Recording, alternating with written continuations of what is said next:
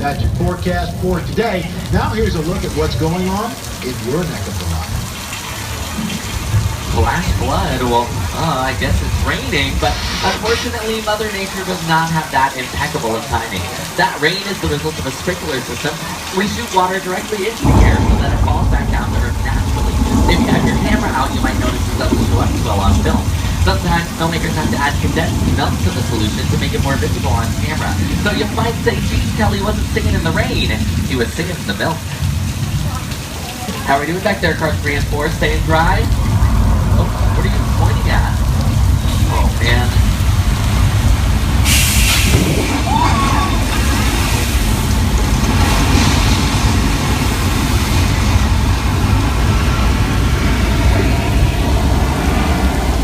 Okay, so maybe that was not a real flash flood. 3. Okay, that was pretty good, but I heard it closed on the 4th car last week. I don't want that to happen. So let's do it one more time on the count of 3. 1, 2, 3.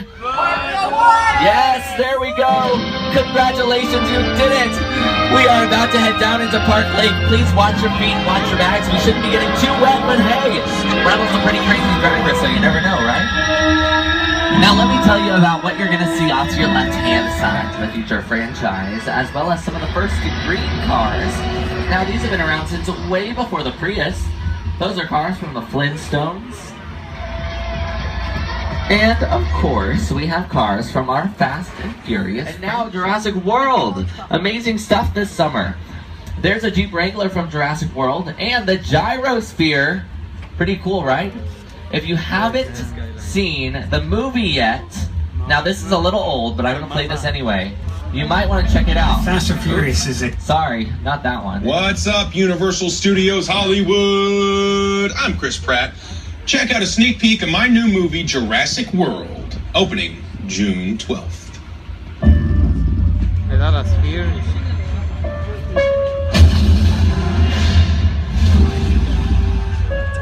We have a new attraction. What happened to the sibling? She ate it. She's a killer. Evacuate the island.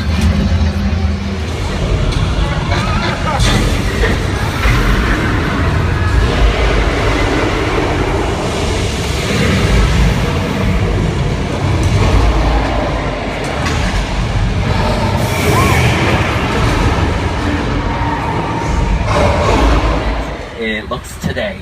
Now, like I said, we've created some of today's top movies, including Jurassic World, which came out Friday. Has anybody seen the movie yet?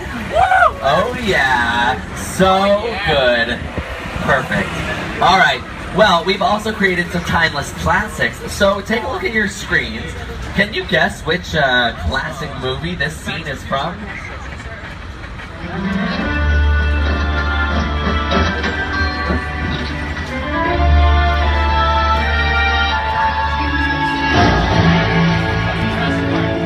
I have the room ready for you and Mrs. Barrington. Thank you, Wilkie.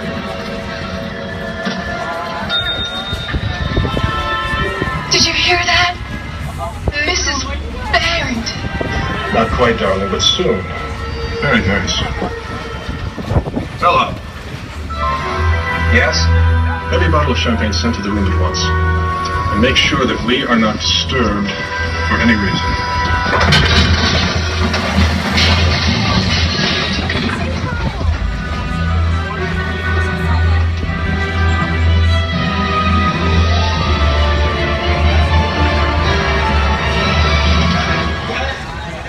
All right, so that's not a classic movie, that's just Jimmy Fallon on Soundstage 20, one of 28 sound stages we have here on the lot. Another one we just passed on your left-hand side was Soundstage 12, home to The Voice. Hi everybody, I'm Carson Daly from NBC's The Voice. I want to welcome you to the Universal Front Lot. Our show is filmed on stage 12. It happens to be the largest soundstage on the Universal lot. Take a look. That's right, The Voice is in their 9th season with celebrity coaches Christina Aguilera, Pharrell Williams, Blake Shelton, and Adam Levine. Check it out, Soundstage 12, built in 29 for the movie Broadway, choreographed by Bugsby Berkeley. Now we are on the front lot. Like I said, we have 28 sound stages here. Off to your left-hand side, we're passing sound stage 25, where they filmed CSI, one of television's longest-running crime scene dramas. Now, CSI is quite a large production to film here on the lot. They take up not only stages 25, but also 24, 23, and 22. Looks like the doors to some of the sound stages are open. Take a look inside. You can see just what it looks like in there. Pretty much a big empty room where we can build anything you could imagine.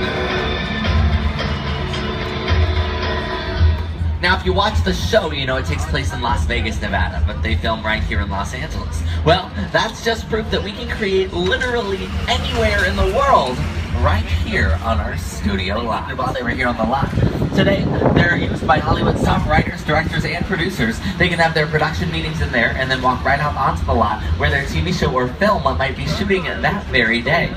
Now, in just a few moments, off to your left, we're going to be passing by Bungalow 5195, where you'll see the famous silhouette of Alfred Hitchcock. That is actually where he worked while he was here on the lot. Today, it's used by the De Laurentiis company that has brought the character of Hannibal Lecter to the big and small screens.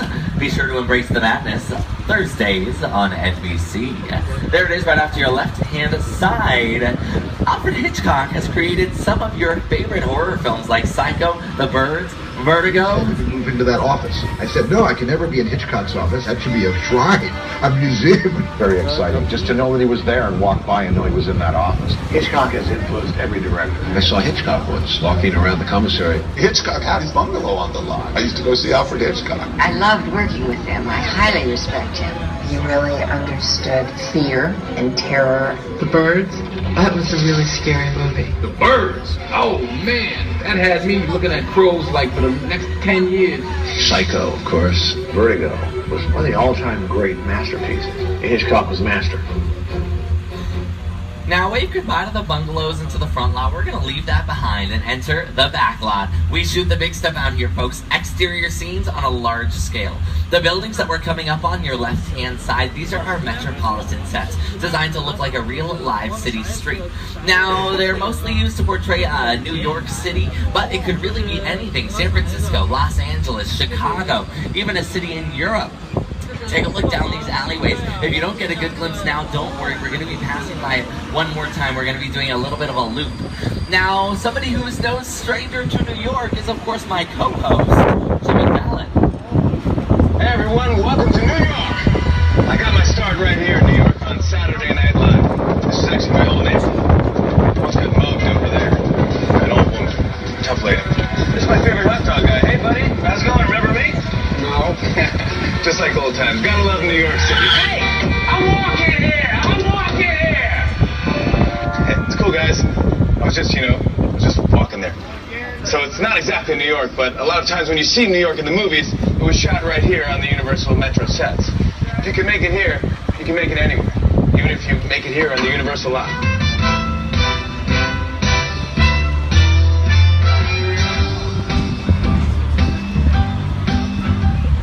Now, as we drive through our metropolitan sets, you're going to soon find out, ladies and gentlemen, everything here in Hollywood is just an illusion.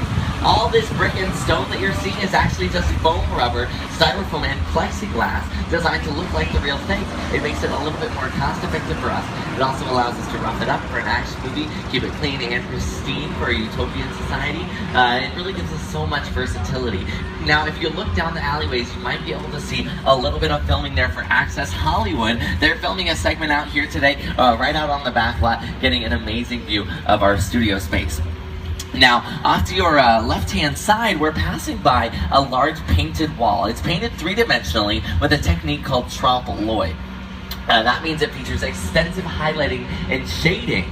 Now, this wall was put here for two very distinct reasons. The first was just to hide the ugly hill behind it. The second is if we're filming right here in this London Square or at New York Street, we want the camera to be able to, we want the windows, to be able to reflect an actual city instead of the hill.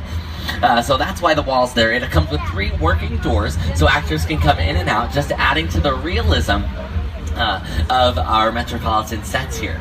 Now, if you've been to New York City or San Francisco or LA, you know that the buildings are maybe 50, 60 stories tall at least. But the buildings here don't get much higher than about 50 to 60 feet tall. Well, each building is built in a forced perspective. That means the windows at the bottom of the building are a little bit larger than the windows at the top of the building, and as they go up and up and up, they get smaller and smaller, giving the camera the illusion that they're just as tall as the real thing. Now, you might have seen our metropolitan sets in some of your favorite TV shows. NCIS, CSI, The Mindy Project, How I Met Your Mother, Seinfeld, and so many more. You can also catch it on the big screen in Captain America, The Amazing Spider-Man, The Blues Brothers.